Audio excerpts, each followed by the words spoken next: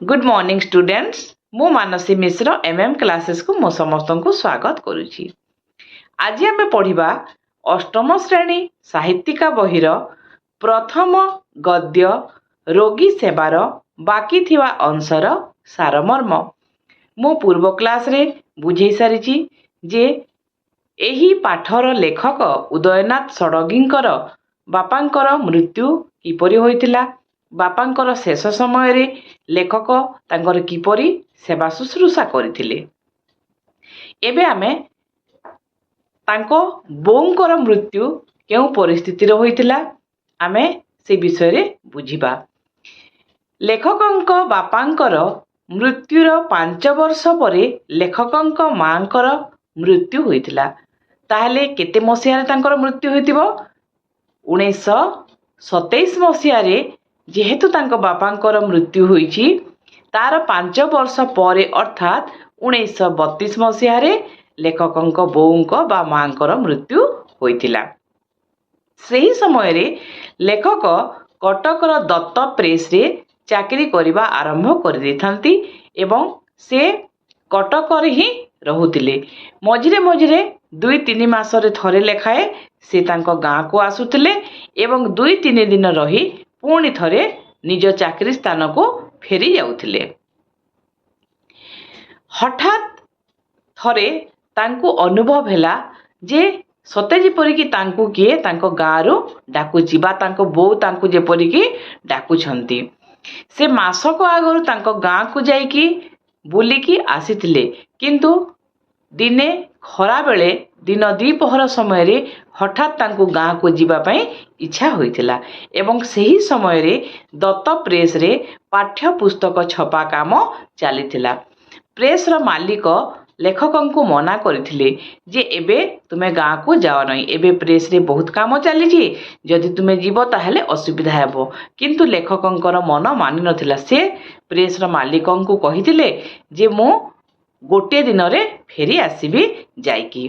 तापरे से संगे संगे दिन 2टार बस धरी गाँ को जाइथिले एवं संध्या 5टा सुधा से जाई गाँ रे पहुंची जाइथिले। गाँ रे जाई से घर को पशु पशु देखिले जे घर अगणा रे तांको बोउ खटरे सोईछंती एवं से घर लोकंखटु जानिबा को पाइले जे तांको बोउ बाड़ी पटे किछि काम करुथबा समय रे कौनसी कारणरू से पड़ी जाइथिले एवं आउ उठी पारि नथिले। तांको भाईना तांको उठेइकिरी अगणा रे आनी बिछणाटी पारि सेठी सोई देइथिले। लेखक जाइकी तांको बोउंको सहित साक्षात करिसंती एवं से जेतेबेले तांको बोउंको छुईथिले देखिले जे तांको बोउंको देहरे बहुत ताती अछि, तांको बहुत ज्वर होईछि। पाखापाखि 103 डिग्री ज्वर रे फुटुथिला तांको बोउंको शरीर। से संगे संगे कौन कले ना ओदा कनार पट्टी तांको बोउंको मुंडरे देले एवं गोड़ हाथ टिके चिपा चिपी करदेले, गोड़ हाथ घसी देले।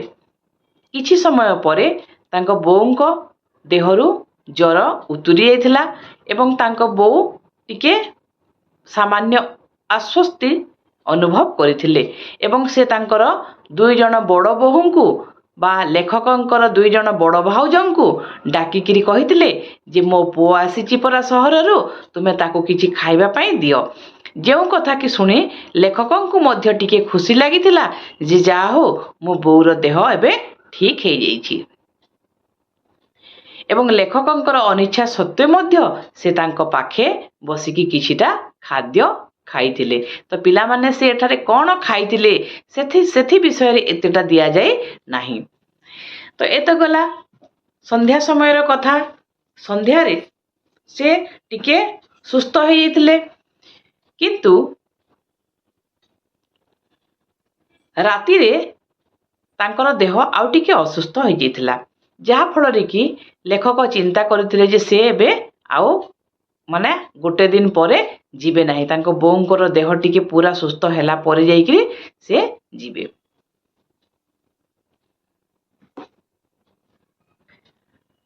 किंतु ता पर दिन पुणी थरे तांको बोउंकर देह असुस्थ होई पड़िथिला। से टिके अचेतन अवस्था परी रहिथिले ଏବଂ ଡାକ୍ତରଙ୍କୁ ଡାକି ଲେଖକ ସାଙ୍ଗେ ସାଙ୍ଗେ ତାଙ୍କ ବୋଉଙ୍କ ଦେହ ବିଷୟରେ ଡାକ୍ତରଙ୍କ ସହିତ କଥା ମଧ୍ୟ ହୋଇଥିଲେ ଏବଂ ଡାକ୍ତର ଆସି ଔଷଧ ଦେଇ କହିଥିଲେ ଯେ ନା ସେମିତି କିଛି ଭୟ କରିବାର କାରଣ ନାହିଁ, ଏବେ ବିପଦ ଟଳି ଯାଇଛି। ଏହା ଶୁଣି ମଧ୍ୟ ଲେଖକ ସାମାନ୍ୟ ଆଶ୍ୱସ୍ତି ଅନୁଭବ କରିଥିଲେ। ଯେହେତୁ ସେ ପ୍ରେସ୍ ମାଲିକଙ୍କୁ ଗୋଟିଏ ଦିନରେ ଫେରି ଆସିବେ ବୋଲି କହିକି ଯାଇଛନ୍ତି, ଅଥଚ ସେ 3 ଦିନ ପର୍ଯ୍ୟନ୍ତ ଯାଇପାରିନଥିଲେ ବୋଉଙ୍କ ଦେହ ଅସୁସ୍ଥ ଯୋଗୁଁ। ତ ସେ 3 ଦିନ ପରେ କଟକକୁ ଫେରିଯିବା ପାଇଁ ପ୍ରସ୍ତୁତ ହେଉଥିଲେ। ତାଙ୍କ ବୋଉଙ୍କ ଠାରୁ ସେ ଆଦେଶ ମାଗିଲେ ଯେ ବୋଉ, ମୁଁ ଆଜି କଟକ ଯାଉଛି, ଆଉ ପୁଣି ମୁଁ 10-15 ଦିନ ପରେ ଆସିକି ତୋତେ ଦେଖିକି ଯିବି। କିନ୍ତୁ ପୁଅର କଥାରେ ବୋଉ ବା ତାଙ୍କ ମା ରାଜି ହୋଇନଥିଲେ। କହିଥିଲେ ଯେ ପୁଅ, ଏତେ ଦିନ ପରେ ତୁ ଆସିଛୁ ଯେତେବେଳେ ଆଉ 2ଟା ଦିନ ରହିଯା। ଆଉ ସେତେବେଳେ ସେ ଖୁବ୍ ସୁନ୍ଦର ଭାବରେ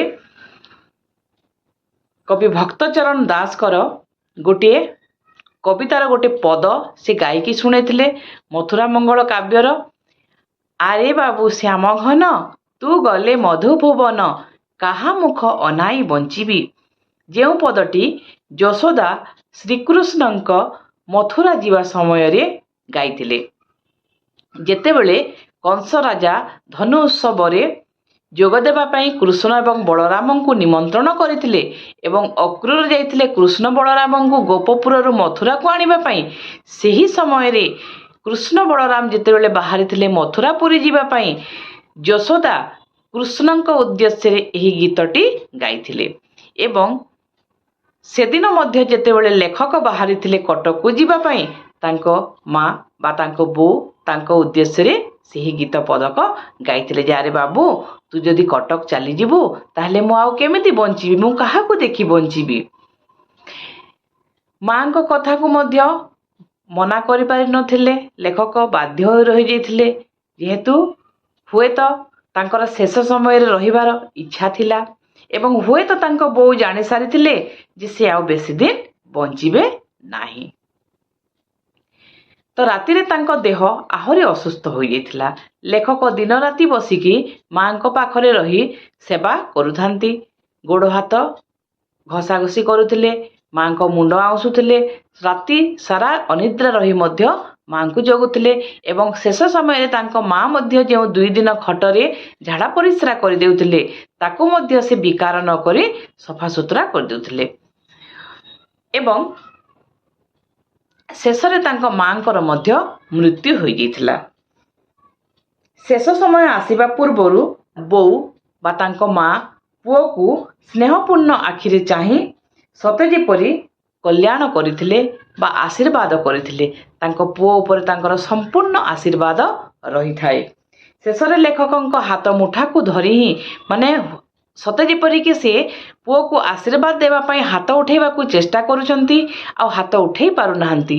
ଲେଖକ ତାହା ଜାଣିକି ବୋଉଙ୍କ ହାତକୁ ଯେମିତି ଧରିକି ଟିକେ ଉଠାଇବା ପାଇଁ ଚେଷ୍ଟା କରିଥିଲେ, ସେହି ସମୟରେ ହିଁ ଲେଖକ ତାଙ୍କ ବୋଉଙ୍କର ହାତ ଧରିଥିବା ଅବସ୍ଥାରେ ହିଁ ତାଙ୍କର ମୃତ୍ୟୁ ହୋଇଯାଇଥିଲା। ଏହିପରି ଅବସ୍ଥାରେ ଲେଖକଙ୍କର ମା ବାପା 2 ଜଣଙ୍କର ମୃତ୍ୟୁ ହୋଇସାରିଥିଲା। ପିଲାମାନେ, ଏବେ ଆମେ ଜାଣିବା ଯେ କିପରି ଭାବରେ ଲେଖକ ବିଦ୍ୟାଳୟରେ ପାଠ ପଢ଼ିବା ସମୟରେ ତାଙ୍କୁ ରୋଗୀ ସେବା ବିଷୟରେ ଶିକ୍ଷାଦାନ ଦିଆଯାଉଥିଲା। ଏଠାରେ ଗୋଟିଏ ଘଟଣା ବିଷୟରେ ସେ ବର୍ଣ୍ଣନା କରିଛନ୍ତି। 1922 ମସିହା ସମୟରେ ଜଗତସିଂହପୁରର ଅଳକାଶ୍ରମ ପାଖରେ କିଛି ଗାଁରେ ହଇଜା ରୋଗ ବ୍ୟାପିଥାଏ। ସୁଦର୍ଶନ ପ୍ରହରାଜଙ୍କ ସହିତ ମିଶି ବା ସୁଦର୍ଶନ ପ୍ରହରାଜ ଥିଲେ ଜଣେ ସମାଜସେବୀ। ସୁଦର୍ଶନ ପ୍ରହରାଜଙ୍କ ସହିତ ମିଶି ଲେଖକ ଗାଁ ଗାଁ ବୁଲି ରୋଗୀଙ୍କ ସେବା କରୁଥିଲେ। ଘର ଘର ବୁଲି ରୋଗୀଙ୍କ ଅବସ୍ଥା ଦେଖିବା, ଘର ଘର ବୁଲି ରୋଗୀମାନଙ୍କୁ ଔଷଧ ବାଣ୍ଟିବା, ଡାକ୍ତରଖାନା ଯାଇ ସେମାନେ ନିଜେ ଔଷଧ ଆଣୁଥିଲେ ଏବଂ ଘରକୁ ଘର ବୁଲି ରୋଗୀଙ୍କୁ ଔଷଧ ଦେଉଥିଲେ। କୌଣସି ଗୁରୁତର ରୋଗୀ ଯଦି ଦେଖାଯାଉଥିଲେ ତାହେଲେ ସେମାନଙ୍କୁ ଡାକ୍ତରଖାନାକୁ ନେବାର ବ୍ୟବସ୍ଥା କରୁଥିଲେ। ସାନିଟାରୀ ସବ୍ ଇନ୍ସପେକ୍ଟରଙ୍କୁ ଡକାଇ ଗାଁର କୂଅ ପୋଖରୀର ଜଳ ସବୁକୁ ବିଶୋଧନ କରାଉଥିଲେ। ଏସବୁ କାମ ଏମାନେ ଦୁହେଁ ମିଶି କରୁଥିଲେ। ସେହି ସମୟରେ ବନ ବିଦ୍ୟାଳୟରେ କିପରି ଭାବେ ରୋଗୀର ସେବା କରାଯାଏ ସେ ସବୁକୁ ଶିଷ୍ୟମାନଙ୍କୁ ଉଚିତ ଶିକ୍ଷା ଦିଆଯାଉଥିଲା। ଆଶ୍ରମରୁ ସେମାନେ ସକାଳୁ ବାହାରୁଥିଲେ ହଇଜା ରୋଗୀମାନଙ୍କୁ ଦେଖିବା ପାଇଁ, ହଇଜା ରୋଗୀମାନଙ୍କର ସେବା କରିବା ପାଇଁ ଏବଂ ଦିନେ ଦିନେ ଫେରିଲା ବେଳେ ରାତିରେ ବିଳମ୍ବ ମଧ୍ୟ ହୋଇଯାଉଥାଏ। କିନ୍ତୁ ତଥାପି ସେମାନେ ଆଶ୍ରମକୁ ଫେରିବା ସମୟରେ ନିଜେ ମଧ୍ୟ ସଫାସୁତୁରା ହୋଇ ଆଶ୍ରମ ଭିତରକୁ ପ୍ରବେଶ କରୁଥିଲେ। ଫିନାଇଲ ପାଣିରେ ଗୋଡ଼ ହାତ ଧୋଉଥିଲେ, ଉଷୁମ ପାଣିରେ ଗାଧୁଆ ସାରି ଆଶ୍ରମ ଭିତରକୁ ପଶୁଥିଲେ। କାହିଁକି ନା ଯେହେତୁ ହଇଜା ରୋଗୀମାନଙ୍କର ସେବା କରୁଥିଲେ ସେମାନେ ଏବଂ ସେମାନେ ଯଦି ସଫାସୁତୁରା ନ ରହିବେ ତାହେଲେ ଆଶ୍ରମର ଅନ୍ୟ ଶିଷ୍ୟମାନଙ୍କ ଦେହକୁ ମଧ୍ୟ ସେହି ରୋଗ ବ୍ୟାପିବାର ସମ୍ଭାବନା ଥାଏ। ତେଣୁ ଏମାନେ ଯେତେବେଳେ ରୋଗୀ ସେବା କରିବା ପାଇଁ ବାହାରକୁ ଯାଉଥିଲେ ଆସିଲା ବେଳେ ନିଜେ ପ୍ରଥମେ ସଫାସୁତୁରା ହୋଇ ଆଶ୍ରମ ଭିତରକୁ ପ୍ରବେଶ କରୁଥିଲେ। ସୁଦର୍ଶନ ପ୍ରହରାଜ ଜଣେ କର୍ମଠ, ବଳିଷ୍ଠ ଓ ପର ଦୁଃଖ କାତର ମଣିଷ ଥିଲେ। କାମରେ ଲାଗିଗଲେ ସେ ନିଜର ଭୋକ ଶୋଷ ମଧ୍ୟ ଭୁଲି ଯାଉଥିଲେ। ଖରା, ବର୍ଷା, ଶୀତ, କାକର କିଛିକୁ ମଧ୍ୟ ସେ ଖାତିର କରୁନଥିଲେ ଏବଂ ସେ ସବୁବେଳେ ଅନ୍ୟର ସେବା କାର୍ଯ୍ୟରେ ନିଜକୁ ନିୟୋଜିତ ରଖିଥିଲେ। ଏବଂ ଏହିପରି ଜଣେ ଗୁରୁଙ୍କୁ ପାଇ ଲେଖକ ଉଦୟନାଥ ଷଡ଼ଙ୍ଗୀ ନିଜକୁ ଧନ୍ୟ ମନେ କରୁଥିଲେ ଏବଂ ଏହିପରି ଜଣେ ଗୁରୁଙ୍କୁ ପାଖରେ ଦେଖି ସେ ବା ସେବା କାର୍ଯ୍ୟରୁ ତ୍ରାହି ପାଇପାରିବେ କିପରି? ଯଦି ଗୁରୁ ଏତେ ପରିଶ୍ରମ କରୁଛନ୍ତି ତାହେଲେ ଶିଷ୍ୟକୁ ତ ପରିଶ୍ରମ କରିବାକୁ ପଡ଼ିବ। ତ ଶିଷ୍ୟ ମଧ୍ୟ ତାଙ୍କର ପାରୁପର୍ଯ୍ୟନ୍ତେ ତାଙ୍କର ସେବା କାର୍ଯ୍ୟ ଉଚିତ ଭାବରେ ତୁଲେଇ ପାରୁଥିଲେ। ସେତେବେଳକୁ ସତ୍ୟବାଦୀ ବନ ବିଦ୍ୟାଳୟରେ ପଢ଼ୁଥିବା ପିଲାମାନଙ୍କୁ ରୋଗୀ ସେବା କିପରି କରାଯାଏ ସେ ବିଷୟରେ ତାଲିମ ଦିଆଯାଉଥିଲା ବା ତାହା ଥିଲା ପାଠ୍ୟକ୍ରମର ଗୋଟାଏ ଅଙ୍ଗ, ଗୋଟେ ପ୍ରମୁଖ ବିଷୟ। ସେ ବିଷୟରେ ଲେଖକ ଉଲ୍ଲେଖ କରିଛନ୍ତି। ଏଠାରେ କହିଛନ୍ତି ଯେ ଆଚାର୍ଯ୍ୟ ହରିହର ଥିଲେ ସେହି ବିଦ୍ୟାଳୟର ଜଣେ ଆଦର୍ଶ ଶିକ୍ଷକ ଏବଂ ସେ ଥିଲେ ଜଣେ ଛାତ୍ରବତ୍ସଳ ଶିକ୍ଷକ। ସେଠାରେ ଛୋଟ ଛୋଟ ପିଲାମାନଙ୍କ ଦେହରେ ଯେତେବେଳେ କାଛୁ କୁଣ୍ଡିଆ ରୋଗ ହେଉଥିଲା, ଚର୍ମ ରୋଗ ହେଉଥିଲା, ସେତେବେଳେ ଆଚାର୍ଯ୍ୟ ହରିହର ନିଜେ ନିମ୍ବପତ୍ରକୁ ସିଝାଇକିରି ଗରମ ପାଣିରେ ପାଣିରେ ସିଝାଇକିରି ସେଇ ନିମ୍ବପତ୍ର ସିଝା ଗରମ ପାଣିରେ ଉଷୁମ ପାଣିରେ ପିଲାମାନଙ୍କ ଦେହର କାଛୁ କୁଣ୍ଡିଆକୁ ନିଜେ ସଫା କରୁଥିଲେ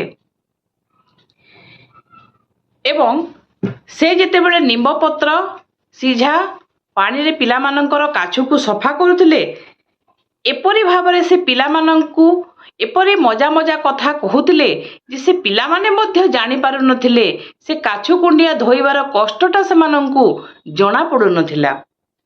ନିର୍ବିକାର ଭାବରେ ସେ କାର୍ଯ୍ୟ କରିବାକୁ ପିଲାମାନଙ୍କୁ ମଧ୍ୟ ଶିକ୍ଷା ଦେଉଥିଲେ। ମନରେ କୌଣସି ପ୍ରକାର ବିକାର ରଖିବା ନାହିଁ। ଆମେ ଯଦି ସେବା କାର୍ଯ୍ୟ କରିବାକୁ ମନ କରୁଛୁ ତାହେଲେ ଆମେ ମନରେ କୌଣସି ପ୍ରକାର ବିକାର ରଖିବା ନାହିଁ। ତାହେଲେ ଯାଇ ଆମ ମନରେ ସେବା ମନୋବୃତ୍ତି ଠିକ ଭାବରେ ଜାଗ୍ରତ ହୋଇପାରିବ। ବନ ବିଦ୍ୟାଳୟରେ ଥିବା ସମୟରେ ପାଳି ଅନୁସାରେ ଗୋଟେ ଗୋଟେ ପିଲାକୁ ଦିନେ ଦିନେ ପାଳି ଅନୁସାରେ ସେବା କାମ କରିବାକୁ ପଡ଼ୁଥିଲା। ଯାହାର ଯେଉଁ ଦିନ ପାଳି ଥାଏ ତାର ସକାଳୁ ପ୍ରଥମ କାମ ହେଉଛି ଯେ ସେ ସବୁ ପିଲାମାନଙ୍କୁ ନିମ୍ବ ଛେଲି ସିଝା ଗରମ ପାଣି ବା ଚିରେଇତା ସିଝା ଗରମ ପାଣି ଛୋଟ ଗ୍ଲାସରେ ଗୋଟେ ଗୋଟେ ଗ୍ଲାସ ପିଇବାକୁ ଦେବ। ଚିରେଇତା ମଧ୍ୟ ଗୋଟେ ପିତା ପତ୍ର, ସେଟା ନିମ୍ବ ପତ୍ର ଠାରୁ ମଧ୍ୟ ଆହୁରି ଅଧିକ ପିତା ହୋଇଥାଏ। ସେଇ ପତ୍ର ସିଝେଇକିରି ତାର ପାଣି ମାନେ ପିତା ପାଣି ପିଇବା ଦ୍ୱାରା ଆମ ଶରୀରରେ ବହୁତ ଗୁଡ଼ିଏ ରୋଗ ହୋଇନଥାଏ, ରୋଗ ପ୍ରତିଷେଧକ ବୋଲି କୁହାଯାଇଥାଏ। ତେଣୁ ସେଇଟା ଯଦିଓ ସୁଆଦିଆ ଲାଗେ ନାହିଁ, ତେବେ ବି ସମସ୍ତଙ୍କୁ ପିଇବା ପାଇଁ ପଡ଼ିଥାଏ। ଯଦି ବିଦ୍ୟାଳୟରେ କାହାକୁ ଜ୍ୱର ହୋଇଥାଏ, ତାହେଲେ ଯାହାର ସେଦିନ ପାଳିଥିବ ସେ ତାକୁ ସେ ଜ୍ୱରକୁ ଠିକ୍ ସମୟ ଅନୁସାରେ ମାପିବ ଥର୍ମୋମିଟରରେ ଏବଂ ସେ ଜ୍ୱରର ମାନେ ରେକର୍ଡ ରଖିବ ହେଲା। କେଉଁ ସମୟରେ କେତେ ଜ୍ୱର ଅଛି, ଶରୀରରେ ଉତ୍ତାପ କେତେ ଅଛି, ସବୁ ସମୟର ସେ ଗୋଟେ ରେକର୍ଡ ରଖିବ, ଗୋଟେ ବିବରଣୀ ରଖିବ ଏବଂ ତାକୁ ଠିକ୍ ସମୟରେ ଔଷଧ ଖାଇବାକୁ ଦେବ, ଠିକ୍ ସମୟରେ ତାକୁ ଖାଦ୍ୟ ଖାଇବାକୁ ଦେବ ହେଲା। ଏସବୁ କାମ ସେମାନଙ୍କୁ କରିବା ପାଇଁ ଶିଖାଯାଇଥାଏ। ଯଦି ଦରକାର ପଡ଼ିଥାଏ, ଯଦି କୌଣସି ରୋଗୀ ଖଟରେ ଝାଡ଼ା ପରିସ୍ରା ମଧ୍ୟ କରିଦେଉଥିଲେ, ତାହେଲେ ସେସବୁକୁ ମଧ୍ୟ ସଫା କରିବା ପାଇଁ ସେମାନଙ୍କୁ ଶିକ୍ଷାଦାନ ଦିଆଯାଉଥିଲା। ସେଇଥିପାଇଁ ଅନ୍ୟାନ୍ୟ ସ୍କୁଲ ଠାରୁ ସତ୍ୟବାଦୀ ବିଦ୍ୟାଳୟ ସବୁଠାରୁ ଅଲଗା ଥିଲା। ତାକୁ ସେଇଥିପାଇଁ କୁହାଯାଉଥିଲା ଯେ ସେ ହେଉଛି ଗୋଟାଏ ମଣିଷ ତିଆରି କାରଖାନା। ସେଠାରେ ଯେଉଁମାନେ ପାଠ ପଢ଼ୁଥିଲେ ସେମାନେ ପାଠ ସହିତ ଅନ୍ୟ ସବୁ କାମ ମଧ୍ୟ ଶିଖି ପାରୁଥିଲେ ଏବଂ ଗୋଟେ ଭଲ ମଣିଷ ରୂପେ ସେଠାରୁ ବାହାରି ପାରୁଥିଲେ। ସେ ସମୟରେ ପୁରୀ ରଥଯାତ୍ରା ବେଳେ ଯାତ୍ରୀମାନଙ୍କର ସମାଗମ ହେତୁ ବେଳେ ବେଳେ ହଇଜାର ପ୍ରାଦୁର୍ଭାବ ଦେଖାଯାଉଥିଲା ଏବଂ ପୁରୀରେ ରଥଯାତ୍ରା ସମୟରେ ହିଁ ଓଡ଼ିଶାରେ ହଇଜାର ଆରମ୍ଭ ହେଉଥିଲା। କାହିଁକି ନା ରଥଯାତ୍ରା ସମୟରେ ପୁରୀକୁ ଲକ୍ଷ ଲକ୍ଷ ଲୋକଙ୍କର ସମାଗମ ହୋଇଥାଏ ଏବଂ ପିଇବା ପାଣିର ଅସୁବିଧା ହୋଇଥାଏ। ଲୋକେ ଇଆଡ଼ୁ ସିଆଡ଼ୁ ବହୁତ ପାଣି ପିଇଥାନ୍ତି। ଖାଇବା ପିଇବାର ଠିକ୍ ଠିକଣା ନଥାଏ, ଯାହାଫଳରେ କି ସେମାନେ ହଇଜାର ଶିକାର ହୋଇଥାନ୍ତି। ଏଥିପାଇଁ ଜିଲ୍ଲା ମାଜିଷ୍ଟ୍ରେଟ ସ୍ୱତନ୍ତ୍ର ଭାବେ ସତ୍ୟବାଦୀ ସ୍କୁଲର ଛାତ୍ରମାନଙ୍କୁ ନିମନ୍ତ୍ରଣ କରୁଥିଲେ ଆଗରୁ, ଯେ ସତ୍ୟବାଦୀ ସ୍କୁଲର ପିଲାମାନେ ହିଁ ଠିକ୍ ଭାବେ ସେବା ଶୁଶ୍ରୂଷା କାମ କରିଥାନ୍ତି। ଯଦିଓ ବର୍ତ୍ତମାନ ମଧ୍ୟ ପୁରୀର ପାଖାପାଖି ଅଞ୍ଚଳର ବିଦ୍ୟାଳୟର ଛାତ୍ରମାନଙ୍କୁ ସ୍ୱୟଂସେବକ ଭାବରେ ବଛାଯାଇଥାଏ, ବର୍ତ୍ତମାନ ମଧ୍ୟ ପୁରୀରେ ରଥଯାତ୍ରା ସମୟରେ କିଛି ସ୍ୱୟଂସେବକ, କିଛି ସ୍ୱେଚ୍ଛାସେବୀ ନିଜ ଇଚ୍ଛା ଅନୁସାରେ ଯାଇକି ସେବା କାର୍ଯ୍ୟରେ ନିୟୋଜିତ ରହିଥାନ୍ତି। ଲେଖକଙ୍କୁ କେବଳ 2ଟି ରଥଯାତ୍ରାରେ ସ୍ୱେଚ୍ଛାସେବକ ଭାବେ କାମ କରିବାର ସୁଯୋଗ ମିଳିଥିଲା। ପୁରୀର ରଥଯାତ୍ରାରେ ତାଙ୍କ ଜୀବନ କାଳ ମଧ୍ୟରେ ସେ କେବଳ 2 ଥର ହିଁ ପୁରୀକୁ ଯାଇଥିଲେ। ଅନ୍ୟ ଜାଗାକୁ ସେ ବହୁତ ଥର ସେବା କାର୍ଯ୍ୟରେ ଯଦିଓ ଯାଇଥିଲେ, ପୁରୀ ରଥଯାତ୍ରା ସମୟରେ ଲେଖକଙ୍କୁ କେବଳ 2 ଥର ହିଁ ଯିବାର ସୁଯୋଗ ମିଳିଥିଲା ବୋଲି ସେଠାରେ ଉଲ୍ଲେଖ କରିଛନ୍ତି। ତାହେଲେ ପିଲାମାନେ, ଏହା ଥିଲା ରୋଗୀ ସେବାର ସାରମର୍ମ। ମୁଁ ଆଶା କରୁଛି ଯେ ଏହି ପାଠଟି ସମସ୍ତଙ୍କୁ ଖୁବ୍ ଭଲ ଲାଗିଥିବ ଏବଂ ସମସ୍ତେ ବେଶ ବୁଝିପାରିଥିବ ମଧ୍ୟ। ଯଦି କାହାର କୌଣସି ଜାଗାରେ କିଛି ବି ବୁଝିବାର ଅସୁବିଧା ରହିଛି, ତାହେଲେ ମୋତେ କମେଣ୍ଟ କରି ନିଶ୍ଚୟ ଜଣାଇବ ଏବଂ ଯେଉଁମାନେ ଆଜି ପର୍ଯ୍ୟନ୍ତ ମୋ ଚ୍ୟାନେଲକୁ ସବସ୍କ୍ରାଇବ୍ କରିନାହଁ, ଶୀଘ୍ର ସବସ୍କ୍ରାଇବ୍ କରିନେବ ଏବଂ ପାଖରେ ଥିବା ବେଲ୍ ଆଇକନ୍କୁ ମଧ୍ୟ ପ୍ରେସ୍ କରିଦେବ, ଯାହାଫଳରେ ମୋର ସବୁ ଭିଡ଼ିଓର ନୋଟିଫିକେସନ୍ ତୁମମାନଙ୍କ ପାଖକୁ ପହଞ୍ଚିଯିବ। ତାହେଲେ ଆମେ ପୁଣି ଥରେ ଆଉ ଗୋଟେ ନୂଆ ପାଠ ନେଇ ଦେଖା ହେବା। ଆଜି ପାଇଁ ଏତିକି।